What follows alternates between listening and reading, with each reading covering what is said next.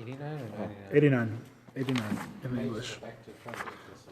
It's all a little, it's a little, the copies were made and stapled hastily, but we are on page 89 in the English. Ad kan l'shono? Ad kan l'shono.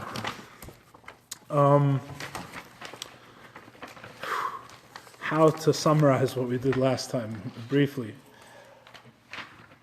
We have two opinions. We have two opinions on the nature of God.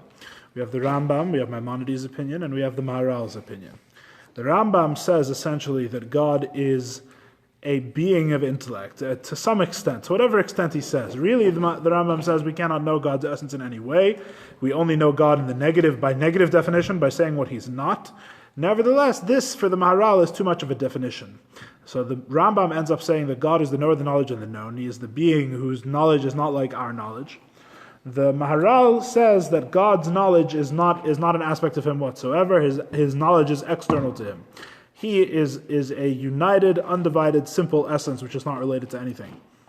My teacher actually this week, my teacher who I learn with every week from Yerushalayim, actually told me a nice little mashal, a nice little analogy for the way that the Rambam and the Maharal see things, right?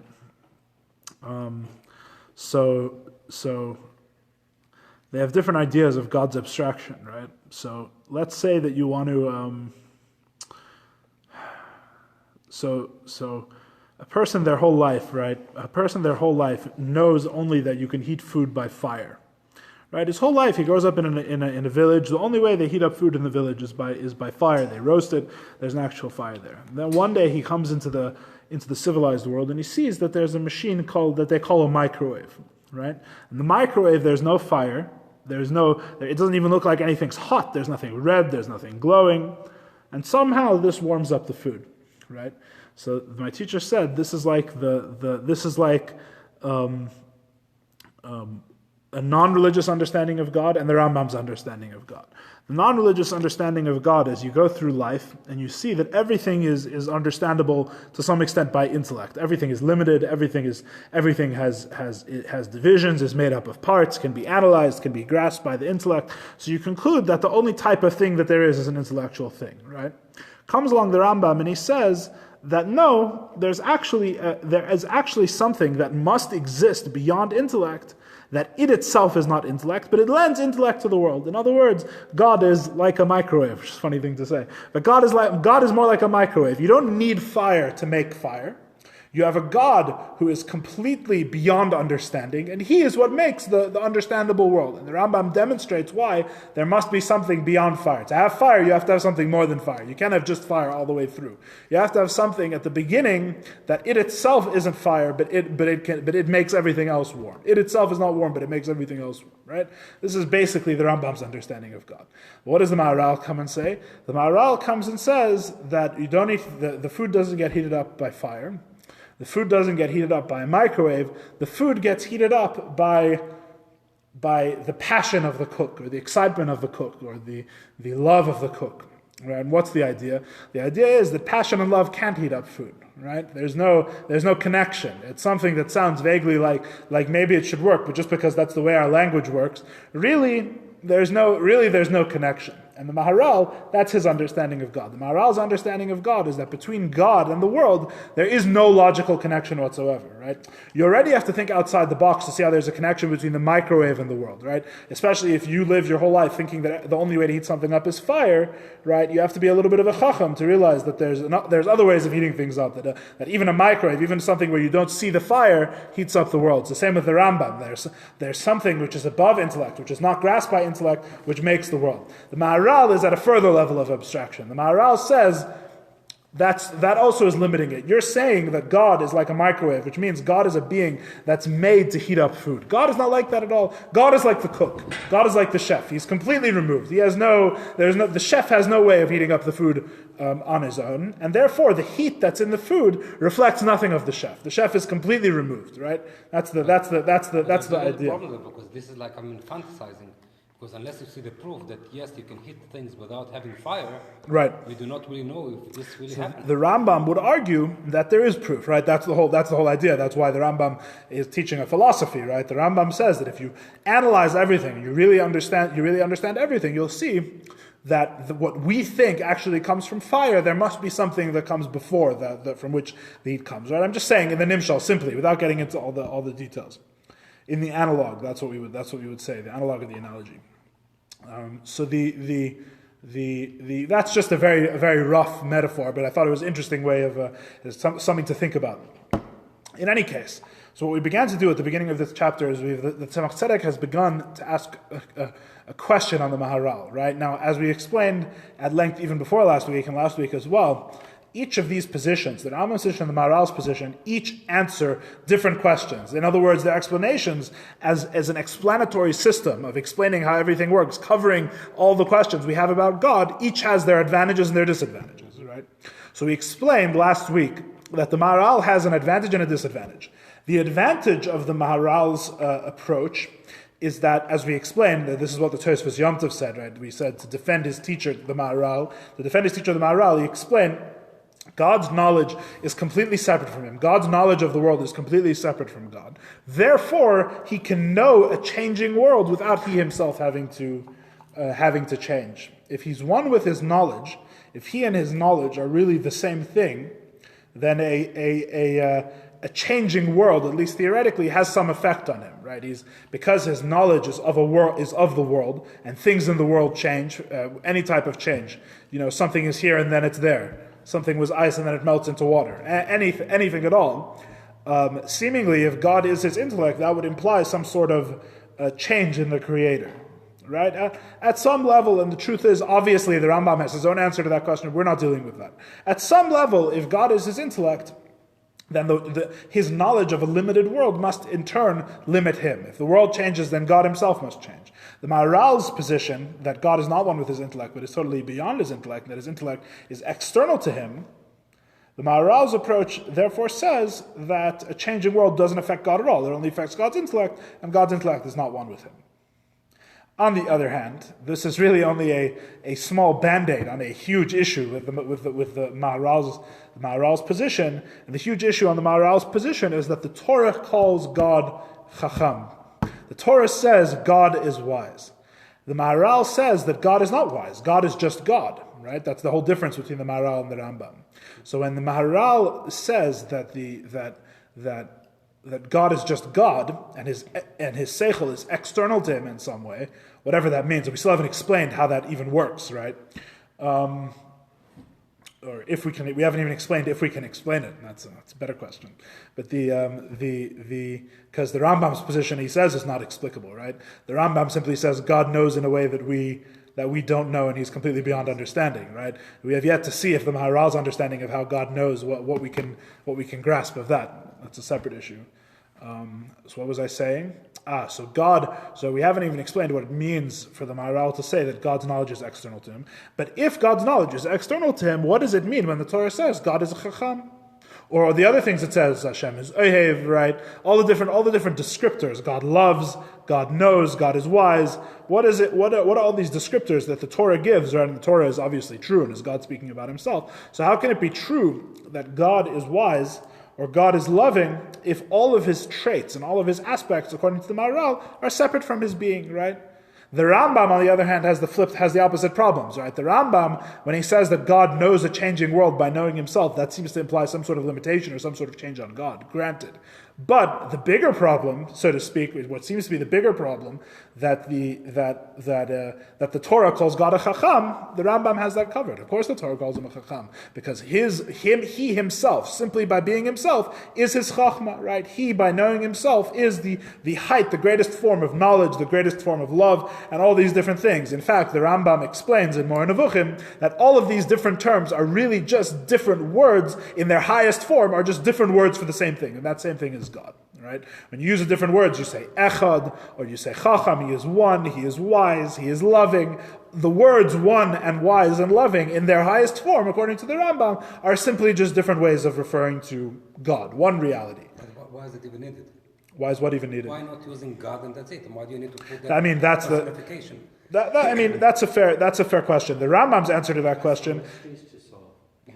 The Rambam's answer to that question is Dibra Torah Kalosh and Bnei Adam, right? The Torah speaks in a way that man can understand it. The Torah wants, and he goes into the details of why that's important in a relationship with God and the whole thing. That's the Rambam's very broad explanation. The Torah speaks in a language that man can understand, and therefore it gives these anthropomorphisms to God, even though they're not really true. They are true, but they're not true in the way that they seem to be in the simplest reading of when we say God is wise, we don't mean he's wise like we're wise, we mean that he is God, and God is by definition the highest form of wisdom. And that's part of the problem, because if God is infinite, then if you call God Chacham, right, that's like, downgrading his infinity.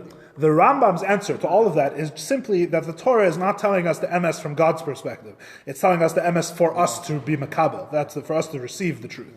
The truth as we need to receive it. Infinity is not that, no, but it's growing all the time. Right, but God is infinity in all levels, in wisdom, in kindness, in whatever. So the good evening. So the question is, yes, yes, to the Maharal, God.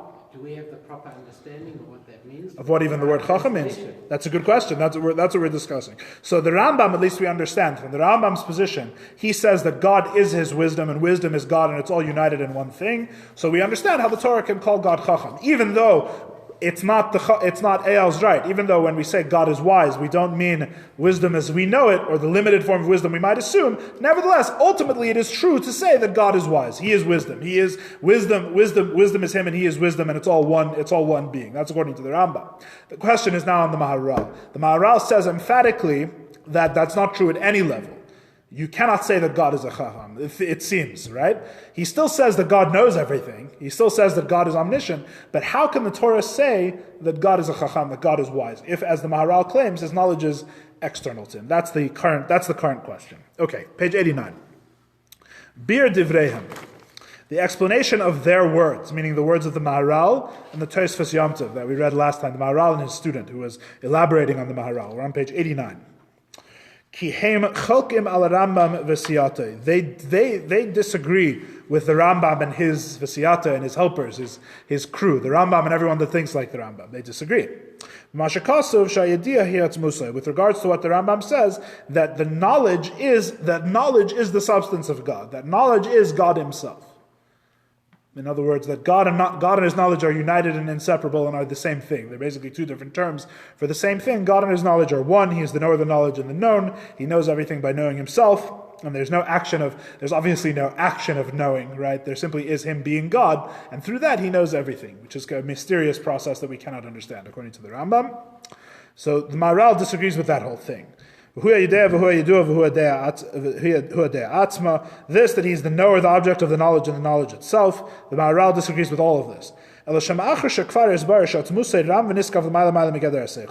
Since the Rambam explains that God's self, God's essence, God himself is elevated and exalted far beyond the level of intellect, that God is not a being of intellect, Elohu Havaya Pshuta, rather he is a simple being, right? And he uses the term Havaya, which is like God's four-letter name, right? And as the Maharal explained, we explained that already, that the Maharal says that's why the four-letter name of God is what it is, because the four-letter name of God is a conjugation of the word to be. God simply is, he is being itself, with no other definition, no other limit, not particularly a being of intellect, right? We should point out that the Rambam Maimonides, when he says that Maimonides says that God is not intellect, right? But he also says that God is not matter, right? Or God is not physical, right? When the Rambam says God is not physical and God is not intellect, which one does he mean more? He means more that God is not physical, right? In other words, when you read the Rambam's words, you see the extent to which he's emphatic that God is not physical, but that God is not intellect. We already have a negation. We already know in a negative way. There's something to know about God. He's closer to intellect than he is to physical, right? The Maharal is of the opinion that God is not closer to intellect than he is to physical matter, right? As we've said before, that the Maharal says that that intellect, that God's intellect, God's not right, as we said before, so it should be re-emphasized, that God's knowledge of the world and the actual physical object itself are the same distance from God. Again, God's knowledge of this tzedakah box, or of this wallet, is as distant from God as the actual physical object is itself, is the Maharal's opinion. It's a mind-blowing, it's a radical position. A radical position. God's knowledge of the wallet is as far from God as the actual physical wallet itself. That's the Maharal's position. The Rambam says, and you can see when you state it that way, you can see how radical it is, and that's part of the reason why the Rambam doesn't see it like that. The Rambam says that God's knowledge of the wallet is God himself, and the wallet is separate from God. Right? Two different positions. The Rambam says that God is not intellect, but he's certainly closer to his knowledge of the wallet than he is to the physical wallet itself. The Maharal disagrees. The Maharal says he's equally distant from both things. A very, very radical position. Trying to put definition to the God as God. Yeah. It's not kfirah, it's like, how do you look at that? You really have to learn the Rambam's words. It's a good question. The Rambam had people in his time that thought he was a kafir. You should know there are people. There were great rabbis who were against the whole process of having a philosophy for basically that reason, because any philosophy of trying to understand God and making God understandable lowers him down from being God. Absolutely, that's a legitimate claim, and many sages had that claim. If you read the Rambam, on the other hand, what would the Rambam's rebuttal be? If you're assuming that the Rambam actually believed what he wrote, which is a conversation we had a whole other time. But what would the Rambam's rebuttal be? The Rambam's rebuttal would be, that's a very simple way of looking at it. If you actually learn what the Rambam says, the form of God that he's describing is not a low God at all. It's not something we can even grasp, but in any way. It's the highest you can imagine, but still, it's downgrading. It's not the highest you can imagine. It's above the highest. Well, whatever. Even if you put it above, but still, the point is, it's still a very, very, very good and acceptable definition of God. Right? Remember, the Kabbalah says, and what the Maharal's position is based on, says that the Rambam is correct until the world of Atzilus, the highest of the spiritual world, and we say that the world of Atzilus is not separate from God in any way. The world of Atzilus, that's why it's called Atzilus. Atzilus means an emanation. Just like the light that comes from the fire is totally united with the fire in every way and perfectly reflects it. Right? A similar idea. The world of Atzilus, when the Rambam is describing as God, even in the Kabbalah's understanding, is a very, very lofty thing that no human being can grasp. That's a different. On the one hand, you're right. On the other hand, there's the Rambam's conception of God is not so low as we're making it out to be. In the Maharal, compared to the Maharal, it may seem low. But objectively, by any standard, trying to even understand what the Rambam means by his concept of God you could spend your whole life trying to understand. It's not a low conception of God at all, I think. Okay, but the Maharal says that God is simply being. You can't say that he's intellect at all. Lo yugdar b'shum davar, is not limited by anything. Im kain, mashahu yizbarich makir amitai kamei shehi. The fact that he recognizes his own truth as it is is not knowledge at all, God forbid. Rather, this recognition is very high in an exalted way. In other words, the subjective reality of God is above his knowledge of himself. Again, the subjective reality of God is above his knowledge of anything and his knowledge of himself. What do I mean when I say the subjective reality? Right, this is an important thing. It's an important thing even to understand by people. Many people don't think this way anymore. It's very out of fashion and in a sense unscientific. It's also obviously completely true that a person exists as a subjective being. Right. In other words, a person has something that you call I myself. This is what we call in English the subject. I don't know what the word is in Hebrew. You'd call it first person, right? You'd call it how do you say first person in Hebrew? Like grammar and diktuk, you would say the first person. Noseh. The noseh, right? The subject. Yeah. There's the person themselves, right? That's what makes you. That's basically what makes you. You. That is your identity itself. The fact that you can say I and mean something that is completely closed to everyone in the world except yourself. In other words, you have a self-knowledge that nothing else is privy to. Only you know yourself as you know yourself. No one else knows you as you know yourself, right? In fact, it's impossible that anyone can know you as you know yourself. There's something about you that cannot be communicated, right? That in any way that's completely private. You exist as a being. That's what your soul. That's part of what it means to have a soul. You exist as a subjective being completely inaccessible to everyone else, right? That's the opposite of objective, right? That's why we say you have to bring objective proof. Objective proof means something that we can both participate in, right? There's a pen on the table, right? This is an objective fact. What makes it objective? The fact that you can leave just being you, I can leave just being me, and we can find something we can agree on in the middle, right? There's something outside of both of us where we can interact. There's a world outside of us, right? But me as I know myself is subjective. There's no way of anyone other than me knowing myself, right? And this fact that you have that about you is something which is completely inexplicable. Except spiritually, unless you believe in a concept like the soul, or you believe that the intellect exists as something separate than matter, this idea is completely inexplicable. People are attempting to, but I don't know if anyone's ever managed it yet. This idea that you are a self, and that you are someone that knows yourself as yourself is something which without an understanding that there's something like spirit, or there's something ruchani, there's something spiritual in the world, is very hard to explain. So with God, there's also this idea. There's also obviously the subject, right? That's the whole idea. The whole idea of religion, right? Is we don't believe that God is the trees or God is everything, right? That's not lahavdil. We would view that as idol worship, right? That's pantheism. Our God, pantheism, exactly. We see our God as one subjective being. He is an I. Right? He says, Eya asher eya, I am what I am, but it's I. There's an anoichi, right? Anoichi misha anoichi. When God says anoichi at the beginning of the Ten Commandments, I am the Lord your God, right? The Ten Commandments open up with the word I, and Chassidus explains that this is the deepest of all things. This comes before everything. This idea of God's knowledge of himself subjectively, that God says about himself, I, right? That's his subjective knowledge, in other words, what's close to everyone else. So the Rambam says that the I is a being of knowledge, even if it's one that we can't understand. The Maharal says that the I of God infinitely transcends his knowledge. His knowledge of anything is lower and completely removed from his sense of himself.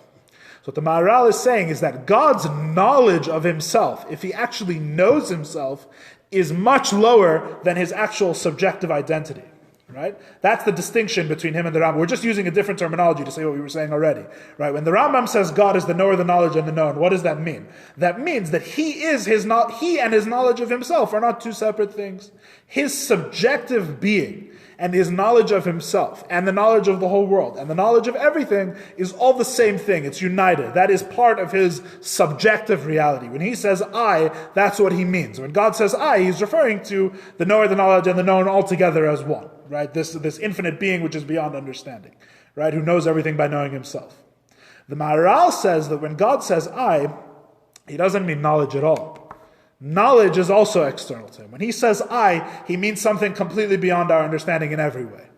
There's no knowledge there. His sense of his, how does he put it here? His recognition of his own truth is the language that he puts in. When he's describing God's subjective reality, right? Makir amitoy kamei shehi. His recognition of his own truth as it is beyond his knowledge or any form of his intellect whatsoever, right? This is a very beautiful and poetic way of putting what we already said. His knowledge of himself is beyond his yediyah, his recognition of his own truth is beyond any form of knowledge. As opposed to the Rambam, who says that he himself and his subjective truth and his knowledge are united and are the same semantics. thing. It's almost semantics. Very close to semantics. Yeah, but recognition and knowledge. It's close enough to be semantics to make a mistake, but far enough that two great rabbis could argue about it eternally. Right? That's the. Doesn't make a difference. We're trying to demonstrate what the difference is. We're getting there. It's almost like God functions in the zone. Yeah. In other words, you're saying. Basically, in a totally subjective reality. An athlete, Right. By athletes. But when an athlete is having a great day, Right. He's there. Right. But his body is almost doing. He's in totally his own. He's aware of it, and it's happening. But it's not like he has to think about. Right. Very insightful. Very insightful. Yes, we're gonna get more into that. Remember that, because that's very insightful. So subjective is just knowing that you are one. Yeah, in a sense. Yeah, it's your I. When you say I, what are you referring to, right? Ultimately, you're referring to something it's very hard to define in any way. What? Think of it as something you can only think of. Right. It's the thing. Right. It's the thing that belongs only to you. It's your existence within yourself. But also when I say you, Yeah. it's the only way that I see you. Nobody else can see you the way I see you. An animal could be. Yeah, to some extent. To some extent, we're not. I mean, we believe that there is still an objective reality, right? There is that when you say the guy has a red beard, that's not yours alone. That's everyone's, right? To some extent, everything's to some extent, right? To some extent, everything is objective. To some extent, everything is subjective, right? There's different. Okay. He himself is far above his own. He himself, his subjective perspective is far above his knowledge. Therefore, it is not appropriate and it is not necessary to say that he is the knower, the knowledge, and the known. Right? This is the Maharal's position. The Maharal's position is that the knower, the knowledge, and the known totally does not befit him. That's not who he is. He is far above his knowledge, and his sense of himself is totally transcendent of anything that we might even refer to knowledge, even in the negative sense. Even in the Rambam sense of saying he's the knower, we still don't say that about God. Rak shemashu yisbarich yedea nimtzayim mimenu al zeh shayich lemar geder mada. It's only that in his knowledge of the beings that come from him can we speak of knowledge. In other words, it's the exact opposite of the Rambam. The Rambam says God knows everything only by knowing himself, right? For reasons we've explained before. If he knew things by knowing them, that would be a limitation on him, right? That would be a limitation on his intellect, which would in turn be a limitation on him. It would be a limitation in his knowledge, right? He'd have parts. He'd have a knowledge which knows and a knowledge which does, and a power to know things that he doesn't know yet, and all these different problems as we've explained them before, all these limitations. Therefore, we say that God only knows by knowing himself. Maharal says the exact opposite. The Maharal says the only thing that God doesn't know is himself, right? Because knowing is too low a term for what God is. God is above knowledge. It's only when we talk about everything that he creates that we say that he knows, right? In a sense, it's the exact opposite, in a sense, right? God is simply God, and when it comes to knowing, he knows only those things which are outside of himself. Knowledge is too low a term for God himself. That's the exact opposite. Is motive too low a term? Ultimately, yes. Even though that's not what we're talking about, but yes. Knowledge in this realm is somewhere you could maybe say that, but in his realm, right? That's the Rambam's. totally different. Yeah, I mean that's the Rambam's. That's what the Rambam says about all the time, right? He says his knowledge is not our knowledge. When the Rambam says that God is knowledge, he means he's something like knowledge, but not like in any way that we can limit it or define it. That's what the Rambam means. Okay. Ki kach bachar lo HaKadosh Baruch Hu leida nimtzayim bebechinas das. God chooses. God chooses to know everything with knowledge. All right. Again, here's a second distinction. So let's list our distinctions, at least the new ones from tonight. The first distinction between there's different ways of phrasing it. In fact, let's say we have three so far. There's three distinctions we've said so far. The first distinction between the Maharal and the Rambam is that the Maharal says that God's subjective I, when he says I, is not his intellect, but is above his intellect, right? The second, whereas the Rambam says when God says I, he means he himself, which is his intellect, which is his knowledge of the world. Subjective I being the letter I or No, meaning his subjective sense of self. No, not the I. His I, his ich, as we'd say in Yiddish. The second distinction we've made, which is really just a different way of rephrasing the same point, is that the Maharal and the Rambam are opposites, because the Rambam says that God knows everything only by knowing himself. And the Maharal says that, on the contrary, God knows everything by knowing everything. It's only himself that he does not know. Again, the Rambam says God knows everything by knowing himself. It is only himself that he does not know. What? Sure. The third distinction we're making is that the Maharal says that God chooses to know. God chooses to know everything in the creation. When we say chooses to know, let's not get caught up in the idea of free choice or what's necessary. I don't think that's necessarily, we don't have to get into that. Let's keep it at a much simpler level. The Rambam says God, when we say the Rambam says God doesn't choose to know, what we mean at a very simple level is he doesn't choose to know because the knowledge is him and he is the knowledge. There's nothing to choose. There is no action of knowing. Right? He doesn't go outside of himself to know. He simply is, and by being, he knows everything, according to the Rambam. The Maharal says not like that. God simply being is not knowing. God simply being is above knowing. When God wants to know the creation, he chooses to know it.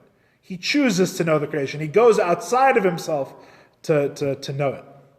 Right? In a sense, this is easier to grasp because the way that it turns out that the way the Maharal is describing God knowing things is more similar to the way we know things, right?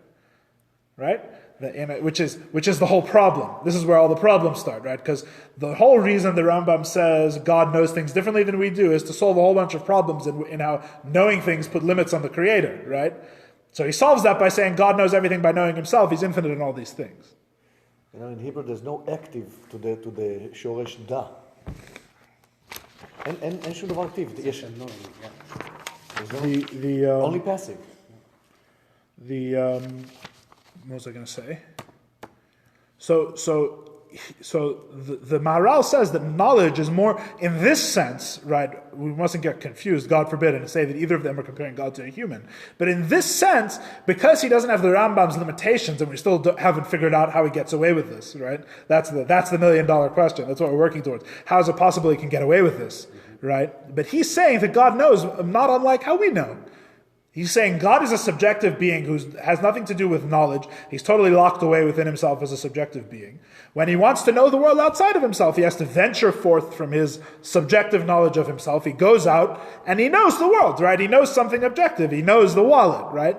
I am myself, and that has nothing to do with the wallet. And even if the wallet never existed, I would 100% be myself, my own subjective self. My soul would not be changed if the wallet never existed. I decide, I choose to go out and know the wallet. So there may be two ways of knowing. One is ours that he knows obviously, and one is his that he only knows. You're still trying to combine the two.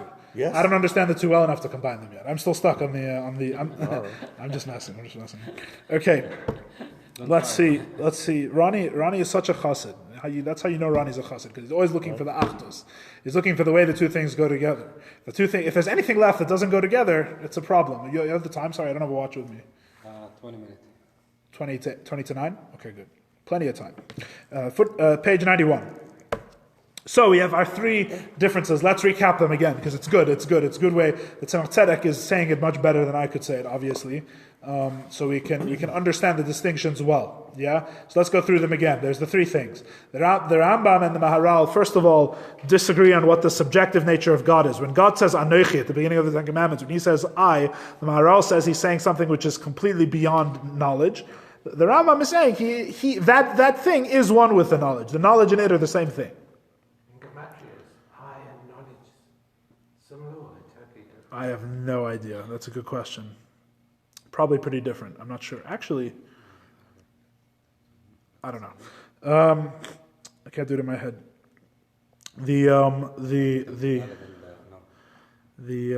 There's ways to make. There's ways. You read the books of gematria. There's ways to make it work. There's always ways to. You can figure it out if you really want to. You can. The second thing is that the what did we say? We said that pardon me, I've forgotten.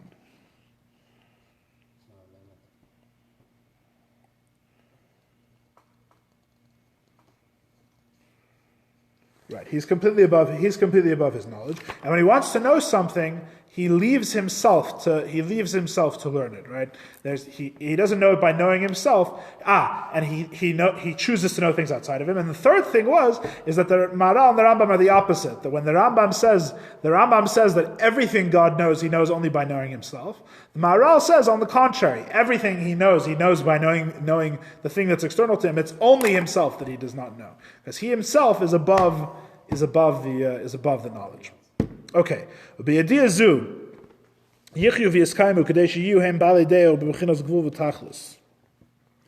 is through God's knowledge of the thing that they are alive and that they are maintained in existence, in order that they will be knowing entities, defined and knowing entities. I'm not sure what the emphasis is on knowing entities, but they exist by him knowing it, right? He knows the thing itself, and that is what makes it exist. And that is what makes it a defined being. It makes it a defined and limited being because he knows it. In other words, he that's a different distinction now. It's a whole other discussion. You can't make it through 2 lines in this mimer without having to discuss a whole book. It's a good thing. It is through his knowledge of the thing itself that he makes it into the thing that it is. Right? He knows the limited thing that it is. What? The limited thing. Yeah, exactly. In other words, it's his knowledge of the wallet specifically, and the knowledge, a wallet as it is, right? In other words, it's not by knowing himself, according to the Maharal. It's by knowing the wallet that he creates the wallet. And obviously, if he's creating a wallet and not a walrus, right? He's creating a wallet and not a walrus. That means he knows it in a specific way that makes a wallet and not a walrus, right? In other words, the knowledge is that because he doesn't know by knowing himself, but knows by knowing the thing itself, the knowledge is tailored to that thing. Right? It's not like the Rambam, where he knows everything by knowing his infinite self. He knows, and therefore there is only one knowledge. There is only one knowing. You wouldn't even call it an active knowing, right? Because it's part of just him being God. But if it were an act, you would say there's only one act of knowing. The Maharal, there's as many acts of knowing as there are things, or as there are things to know, right? He knows the wallet differently than he knows the walrus, right? Because he doesn't know by knowing himself, he knows by knowing the thing. And if the knowledge is what creates the thing, obviously the knowledge has its limitations. Again, we haven't explained how he gets away with all this, right? These are the exact problems that force the Rambam to take his position, right? These are the problems. The fact that you can say that God knows a wallet different than God knows a walrus, that is why the Rambam is forced to conclude that God knows everything by knowing himself. That's the exact problem, right? What the Maharal's position is the exact problem that drove the Rambam to say what the Rambam said, right? Why would we limit it? That's the problem. That is exactly the issue. The Maharal, that's the exact thing. The Maharal, by saying that God is utterly abstract, utterly simple, and utterly separate, now has to explain how God's knowledge, first of all, is united with God in any way. What does it mean that God even has knowledge, right? Well, how can the Torah call him a chacham? And number two, if God actually is a chacham, if we somehow explain how this knowledge, which is totally below him, is united with him, we now have to explain how this knowledge can then, which is united with God, can then be a knowledge of a wallet one way and a walrus a different way, without there being two gods, or two parts of God, or anything like that, right? But it's written like God Chacham. It says Chochma Elohit. What does it say in Elohim Chacham? Oh, I'm not sure. If you want to look back somewhere, it'll have the footnotes. For sure there are. There's other places as well. If not in the Chumash, then in the Talmud and in different places, the sages call them different terms. Right, because in Mishlei it says Chochma Elohit. I'm pretty sure in davening we probably say quite a bunch of Torah quite a few times. Just the top of my head, you have Kel Deos Havaya, right? Kel Deot Hashem, we say. Things like that. There's all sorts of different things, all different things that are ascribed to him. Yeah, maybe. So it is his knowledge of the thing in its limited form that creates the thing. So we haven't explained how he gets away with this, but this is the Maharal's position. God is simply God himself. That is totally his subjective reality, his I, his ich, his anochi, is totally separate from all forms of knowledge. When he knows something, he leaves himself to know it, right? He has to go out to the thing to know the thing, and it is his knowledge of the thing according to its limitations that creates the thing as it is. He knows a wallet differently than he knows a walrus, right? If,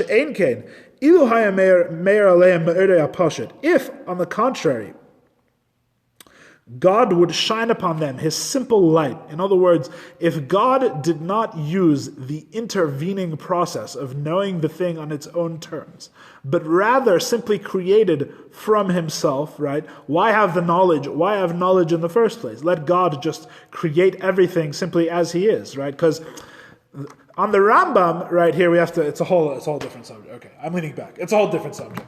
We're opening a whole other book now. According to the Rambam, right, can you ask the question on the Rambam's position, why should God have knowledge at all? The answer is no, right? Because God doesn't have knowledge, right? God is his knowledge, and the knowledge is God, and it's all united, right? There is, in fact, according to the Rambam, God doesn't even really have...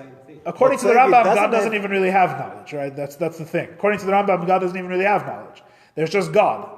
And God, by being God, he has all of the milas, he has all of the advantages of knowing without actually having to know anything itself directly. Whatever. That's the Rambam's perception. God, that's what we mean when we say God knows everything by knowing himself. What we really mean is that God doesn't know the way we know. There's no concept of knowing as it applies to God. We simply say that he lacks no knowledge and he doesn't know the thing and he doesn't have any parts and he's simple. So the conclusion you have to come to is that he knows everything by knowing himself, right? If that makes any sense. Yes. You following what I'm saying? No, this is the highest way to define. That's the Rambam's definition, right? So there's no way you can ask a question on that system, why should God know at all? Right?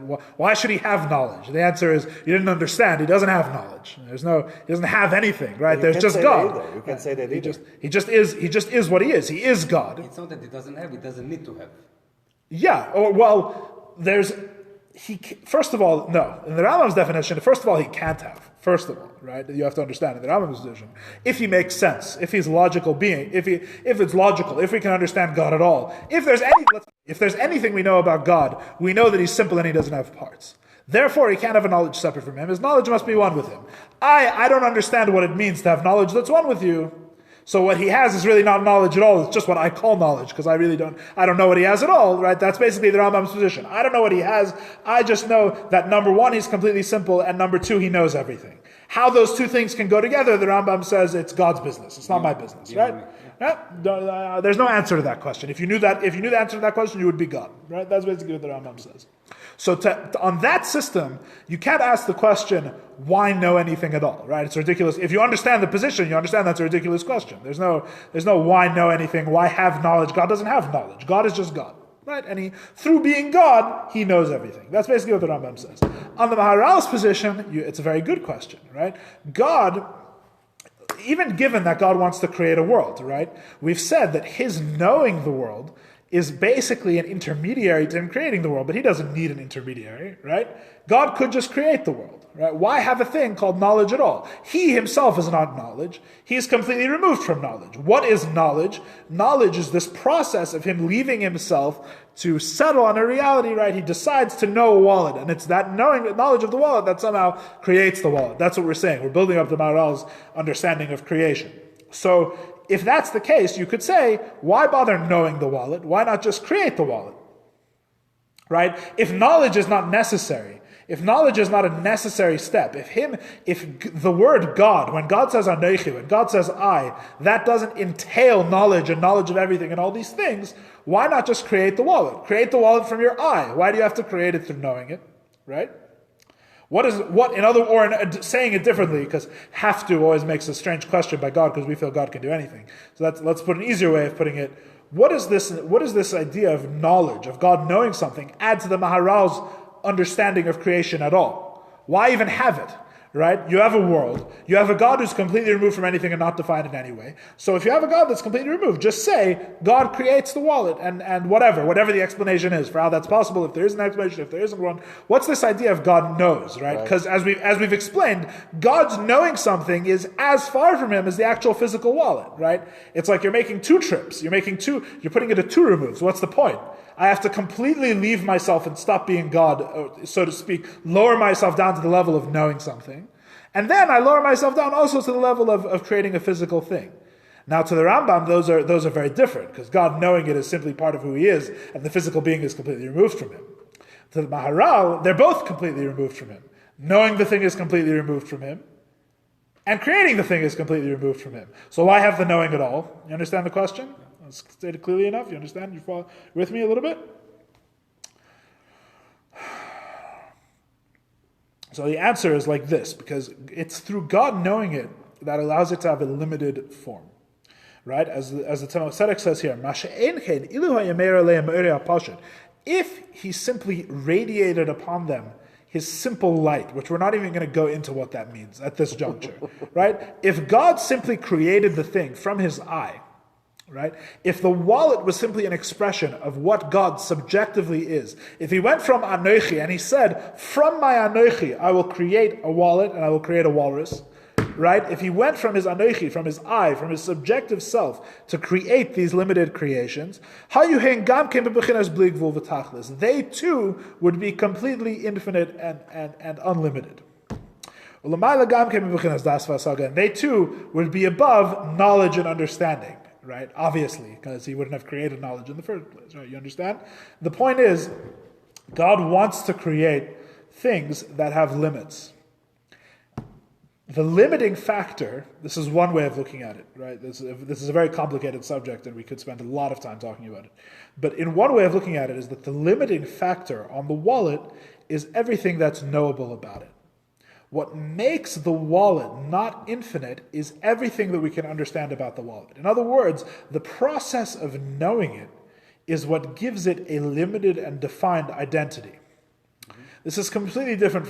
We've completely departed from the Rambam's understanding, right? The Rambam really doesn't talk about this at all. The Rambam says knowledge of the world. He means that there's nothing that God doesn't know. Right, and he explains that it's all that God, by being God, knows everything, or doesn't lack. He has no ignorance. Let's put it that way. God, by being God, is ignorant of nothing. The Maharal is saying something. Now we've departed. Now we're in a completely different journey. The Maharal is saying something completely different. God is himself. He has no knowledge inherently. God is simply God. There is no knowledge. He descends. He descends. He lowers himself down. He leaves his subjective reality and creates a world. But the creating of the world, if it were like his subjective reality, the world would be infinite and would have no definitions. Everything would be infinite and without limit, right? If he set out to create a wallet, he would create a wallet not like we have any conception of a wallet. He would create a wallet that was unknowable, infinite, and totally ungraspable in any way. What, therefore, is knowledge? Pardon? Why? Because Why can't you just create the one? No, he can do anything. But the thing is that he can do anything. Obviously, God is not limited in any way. But the thing is that if he is creating of himself, right? If he's creating something of his own be. In fact, whatever. That's not the best. So knowledge is tzimtzum. Yeah. In one way of thinking of it, yes, that's what I'm saying. There's many. It's a very complicated. Tzimtzum is a very complicated subject, but that's basically one degree of tzimtzum. That's one way of thinking about it. It is his. What is knowledge? What is knowledge itself? When God decides to know something, he is saying that thing exists within limits. Right? This is a top-down way of thinking about knowledge. Right? The Rambam's way of knowledge is thinking about things as bottom-up. Right? When we say knowledge is the given, knowledge is what must be. I see the world is graspable, the world has knowledge. Let me see if from this world, if this world needs a creator and the nature of that creator. The Maharal starts in the opposite direction. The Maharal says God is completely removed from knowledge. So let me see if I can work from an infinite creator to a world where I can understand things, where things can be grasped. And if you're working from that direction, working from the top down, where the Maharal says, let me start with a God who has no definition whatsoever, not even knowledge, he simply is himself, how do I get to a world where I can know things? So there must be a process of limitation. And that process of limitation, beautifully, it's very elegant, that process of limitation that allows me to know anything is God knowing it. In other words, God sets up a system, or he sets up a mode called knowledge. He sets up a way of being called knowledge, and that is itself the objective. God creates, when he creates knowledge, he creates the objective. He creates something that is not I, and something that is not you, something that is in between. He creates an objective reality. That is what it means for God to know something. If God did not, according to the Maharal, from the Maharal's perspective, if God did not decide to know, and he merely went to create, the only reality there would be is his subjective reality. The creation of knowledge is the creation of objectivity. That's what knowledge is. Knowledge is an objective system that exists separate from any subjective mind, right? That's why we can both know that the pen is on the table. Right? There's an objective reality. It's not part of who I am. It's not part of who you are. There's something in the middle. This whole idea that there should be something in the middle, that there should be an objective reality, is, according to the Maharal, what it means, God knows something. But this is one of the things, what does it mean God decides to know? God knows without even deciding to know. He knows all the time. So that's a good question. That's a fair question. We're going to get into it, I promise. I promise we'll get into that. That's a good question. That's further down the line. That's a good question. The answer, the dictionary entry you would turn to in the dictionary of Chassidus to answer that question is Das Elyon and Das Tachten. There's two different ways of knowing. We can get into that at a different time. In fact, eventually, if God willing we ever finish this mimer, I actually want to learn a mimer about Das Elyon and Das Tachten sometime. It's a good subject. It's a very interesting subject. It answers a lot of questions as well. It answers questions about So why didn't we do it before? Yediyah and Bechira. You can't do everything before, right? That's the problem. Right. That's the problem. You ask the same question. You ask the same question when you learn Chassidus in yeshiva. You go to your Chassidus teacher. You say, the first thing you taught me, I didn't understand it at all. You could have taught me these 20 things I've learned since then. It would have helped me understand the one thing. He said, yeah, but then those 20 things you wouldn't have understood. You have to start somewhere, right? That's why. That's the famous reason they give why every Masechta of Talmud just sort of starts. Right? The Masechta of Talmud, the Talmud that talks about Shabbos, if you buy any book written today about Shabbos, right, where does it start? It says, this is what the word Shabbos means, this is where it comes from, this is what we do, right? If you open up Masechta Shabbos, it's just like, it just starts talking about Hilchos Shabbos. There's no, this is what Shabbos is, this is the definition, this is where in the Torah we learn about it. All that comes eventually, it's like on page 85 of the Masechta, okay, by the way, this is where the idea of Shabbos comes from. And you learn the Gemara, it's organized in a similar way, the Gemara, because really the truth is that there's no way on the first time through that you're going to actually really be able to understand this. You have to start somewhere, right? So you start somewhere, you choose a place to start, right? It's the classic dilemma. It's really the smart way of learning. The smart way of teaching is that you force a person to do review, right? You make it obvious to them that they didn't understand it the first time they went through. Then later, after years and studying other things, they can go back and really they know that they didn't get it the first time, so they can sink there. So my rabbi who taught us smicha used to say that the reason you learn it the first time is that the second time you learn it isn't the first time you learn it. That's why you learn it the first time. So the first time is completely useless, except that by the second time you learn it, it's not the first time. That's the only accomplishment of the first time you learn something. He was encouraging us to review. I'm not very good at reviewing, so I wasn't very good at smicha, but that was the idea. Is the first time you learn it. That's also why they say that at the top of every page of Talmud there's 4 lines of Rashi, right, before the Talmud starts, because it says if you only really start learning it the fourth time you learn it. That's why there's 4 times of, or maybe the 5th time after 4 times, whatever. Either way.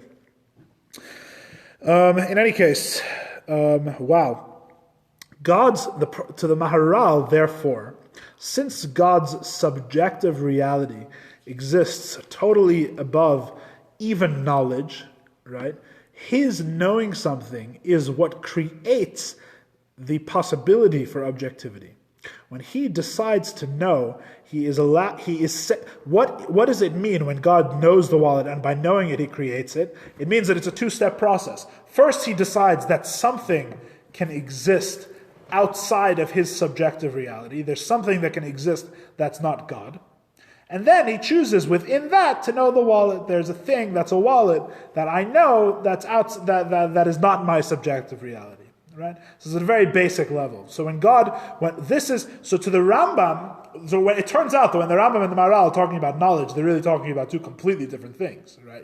In to some extent, right? You can find how they're alike, but at the basic level, the Rambam and the Maharal, as we learn more about the Maharal, we're finding out the Maharal is really talking about something completely different than the Rambam's talking about, right? The Maharal is essentially talking from a position of Kabbalah, whereas the Rambam talks essentially from a position of philosophy, right? The Rambam, when he says that God knows everything by knowing himself, or however you want to put it, he means that God is ignorant of nothing in the world. When the Maharal says God knows everything, he means that God chooses to create an objective reality outside of himself. Right? The Maharal's way of thinking is a much more radical and detached way of thinking. The Maharal says that God is simply God himself, and everything, if God created simply from himself, everything would be a subjective reality. That's all God has to share, so to speak. But God chooses instead to know. What does it mean he chooses to know? He chooses to create an objective reality outside of himself. And it is what is knowable about everything that makes it a reality, outside of himself, right? Which is a problem by itself. Yeah, we still haven't figured out how he gets away with all of this. That's the question of Kabbalah. That's the question. That's the question if you want to understand Kabbalah, is how do we get away with all this? That's the answer. Chassidus is many pages dedicated to this question. But now we're over time, so let me just speak a moment about the direction that we're going, so you can see the direction we're heading in, right? It says in the Tanya, as we've said in this class before, that when the Rambam says God is the knower, the knowledge, and the known, what he says is true up until the world of Atzilus, right? And what we've just said, yes, that's what we're saying. In the God as he expresses himself in Atzilus is the Rambam's understanding of God. So, but not higher than Atzilus. So and what we have just said is that God's knowledge, when God knows something, it is the process of knowing it that creates its objective reality outside of himself, right? Why does he have to create it every time? Pardon? Why does he have to create it? Why? What do you mean? Well, he could know a lot of stuff, or conceive stuff, not. Or does he conceive of things that he doesn't create? That's a very good question. It's a very good question. So it's beyond. No, that's a very good question. If he conceives of things which he doesn't create, that's all I can say is it's a good question. I don't. For the moment, I'll just say I don't know. That's a good question. Yeah. But you should know that's a particularly good question. People say it's like a one-to-one. If he conceives it, then he makes it. No. It doesn't always happen. No. It's much crazier than that. But that's not. It's much more complicated than that. But for the moment, I don't know. That's a good question. So So the Rambam says that God's knower, what the Rambam's conception of God is true according to the Kabbalah. In other words, according to the position the Maharal is explaining, in the world up until the world of Atzilus, right?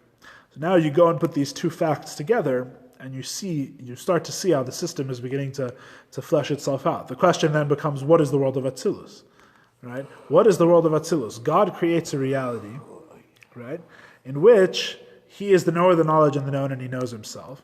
But the very idea of knowledge creates an objective reality outside of God, right?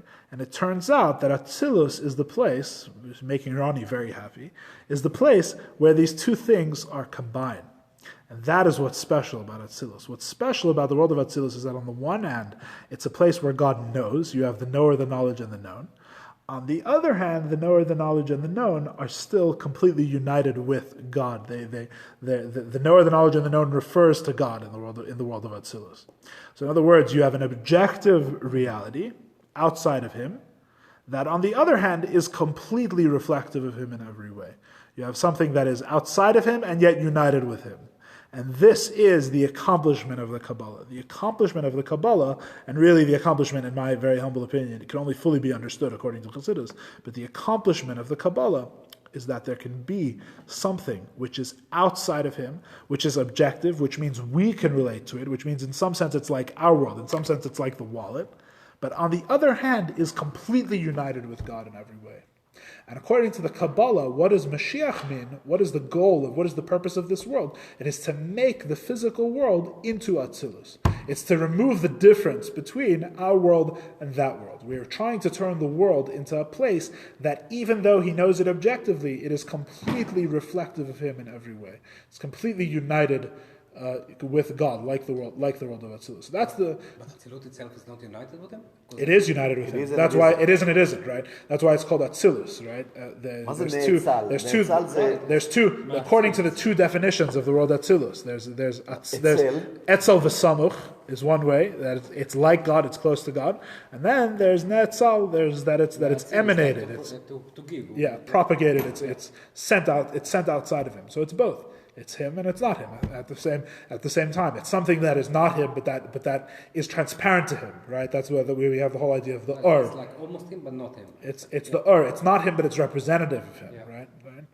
So that's the direction that we're heading. The direction that we're heading, generally speaking, in this mimer, very slowly, but the direction that we're heading is to show how these two worldviews fit together. How the Rambam isn't really wrong. The Rambam is describing something within the Maharal system from a certain perspective. The Rambam and the Maharal are not talking about two different things. They're talking about two different aspects of one way of understanding things. That's the direction in this chapter that we're heading, very slowly, one or two lines at a time. That's what we're up to. Right. Interesting.